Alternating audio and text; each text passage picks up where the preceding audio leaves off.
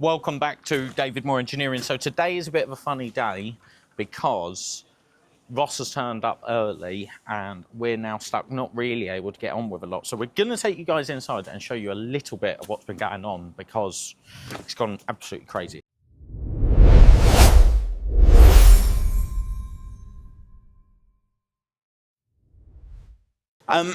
You guys are going to get to see, obviously the workshop looks like a bomber's hit it, and that's because we've taken on a new engine builder. So we then open the floodgates to some customers for engine builds specifically. Multiples of those turned up. So hence, everything down here looks like a bomb's hit it. And then we've got Rupert. Rupert, would you like to say hello to everybody at home? Hello. Hello. What am I doing? You're meant to say hello. No, this is my spanner, Rupert. Sorry. Yes. So Rupert is machining some liners out of a Jaguar block so that we can order the right liners.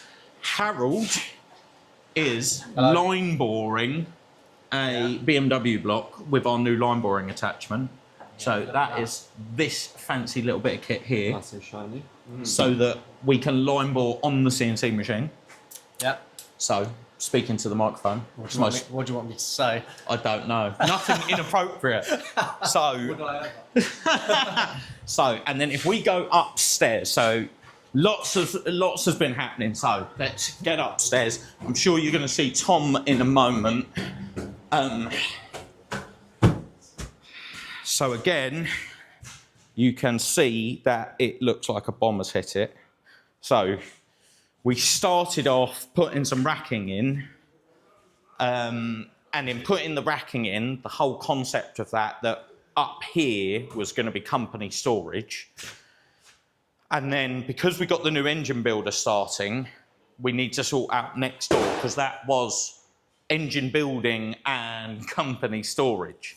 So we're now trying to bring over all of the company storage, sort out next door so that we've got a space for all of the new engine builds that are downstairs to go upstairs into the right department. So, racking turned up today, and now somehow we've got to deal with all of this.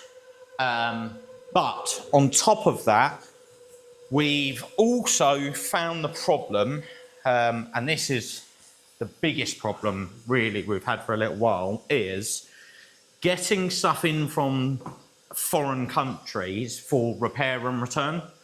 So obviously the things we've got to consider there is we don't want to be paying the import duty when they come into the country. To come over here because I can hear the machining downstairs and it's doing me in. So we don't want to pay the import duty and be able to charge our customers the import duty when they bring their engines in. And then obviously we don't want to be charging them the VAT because it's leaving the country again.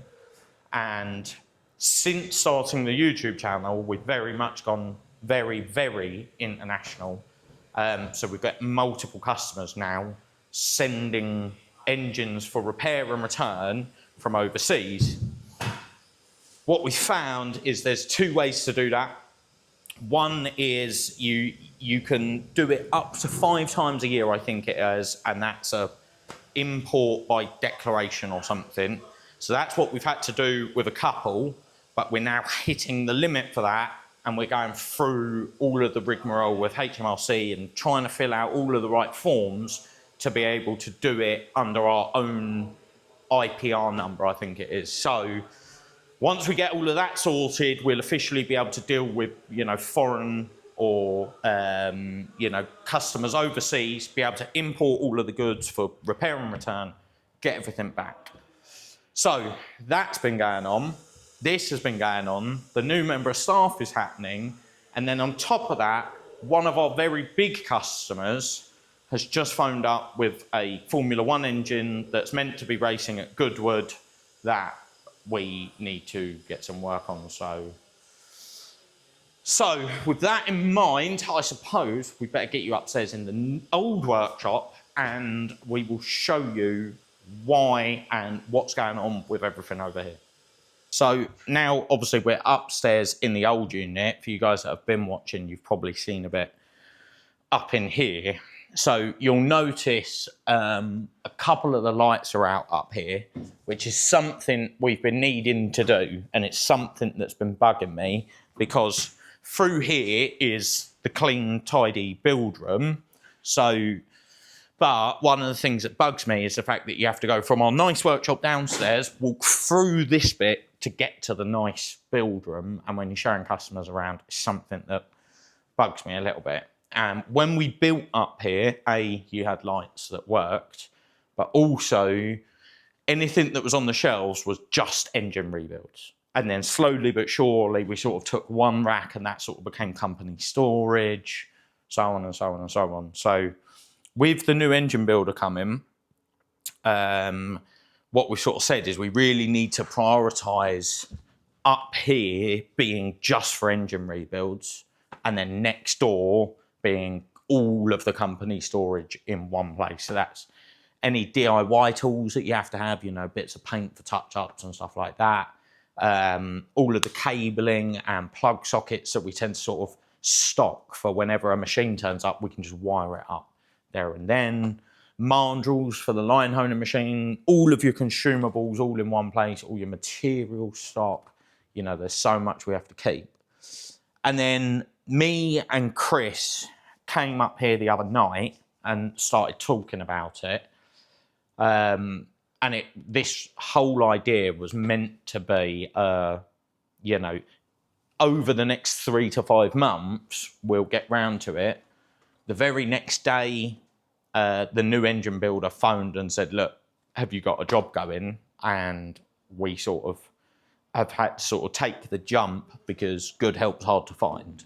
So the plan is one of these shelves here, one of these racks, that rack in particular, is going to get lost to engine building, basically, and that will go next door into company storage. And we need to build a big worktop along there to put the press, the drill, and 2 of these machines over there out the way. And then what that's going to allow us to do is to get rid of 2 of the tables, shift that down, move some stuff around and get some more consumable racks. So if you come down this way, you'll see we have all the nuts and bolts in size order, but we need a lot more of that stuff. So they're going to go there, that rack's going to move. And then what that should give us is a good area upstairs where you can strip engines out here, use the bench for stripping the engines, stuff can go downstairs to be cleaned. That's my personal phone, so that one can wait. So stuff can then be cleaned, and then you have the clean build room only for clean engine builds. So it's all gone a little bit manic here, really. And what we're hoping is in the next sort of 2 weeks, if we work really hard, we can put in a load of work to be a lot more organised again, a lot more efficient again, and with more help. So, and then also, I've got a holiday booked. We have got Awkward Chris off on holiday this week, so we won't see any of his awkwardness on camera. And then we're going to have to see how everything with HMRC goes for the import-export bit of things. That's one of those, if I'm honest, is making me a little bit nervous because I don't really know how to do it or whether or not I'm doing it right, but I'm hoping we're doing it right. So, and then hopefully we'll get the light sorted up here and we'll get up here sorted. So yeah, this is exactly what my day's been like and what my day seems to be like every day.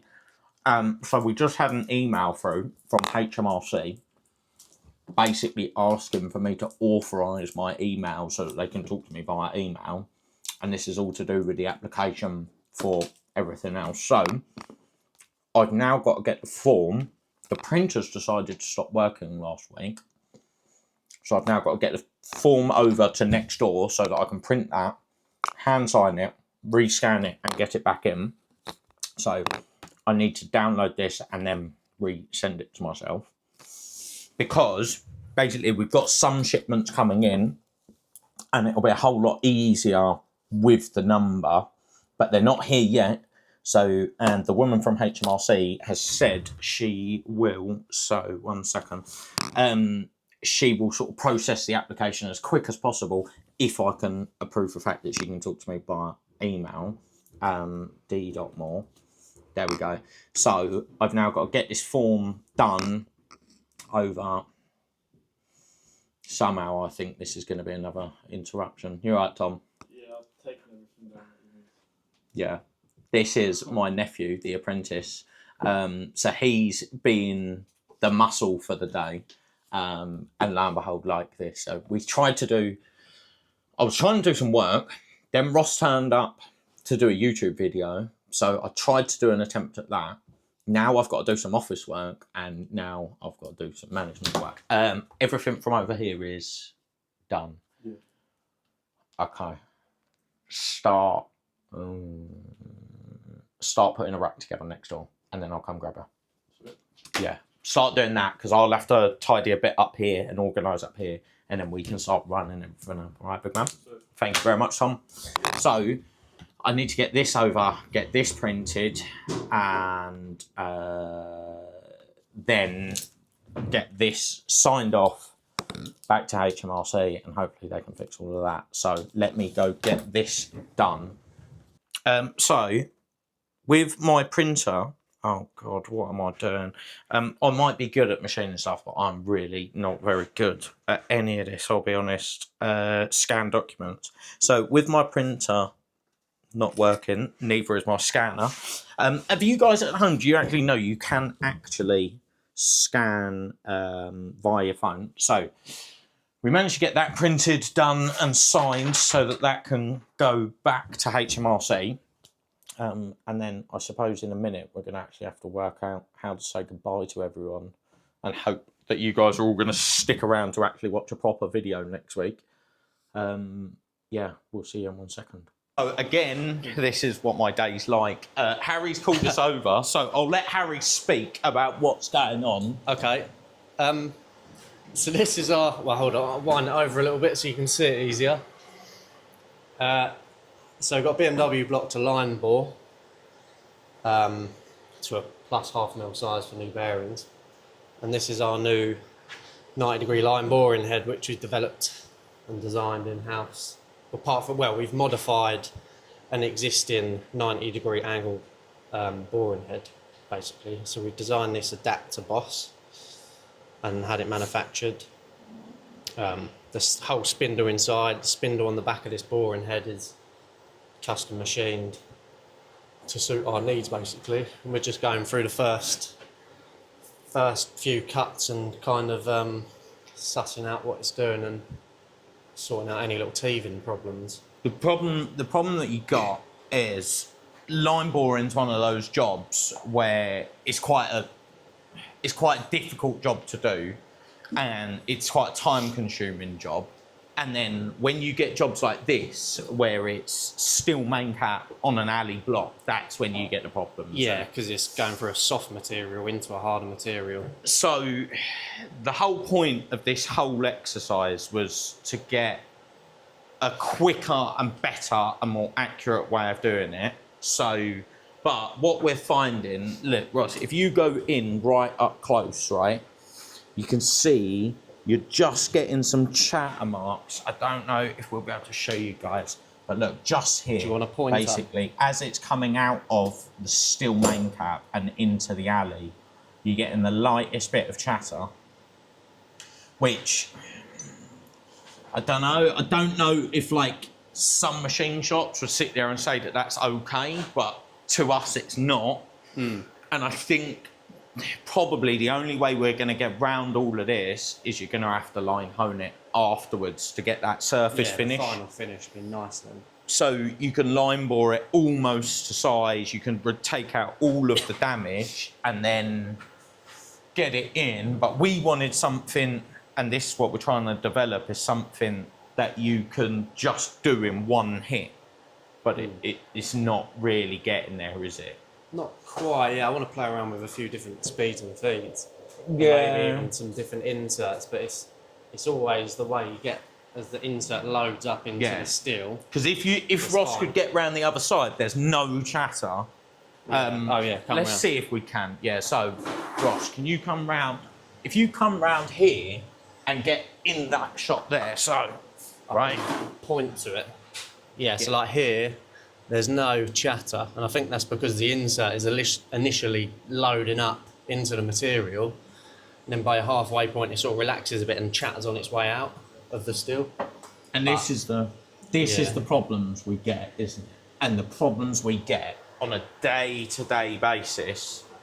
And unfortunately, that's why we've decided to make the worst video we've ever made.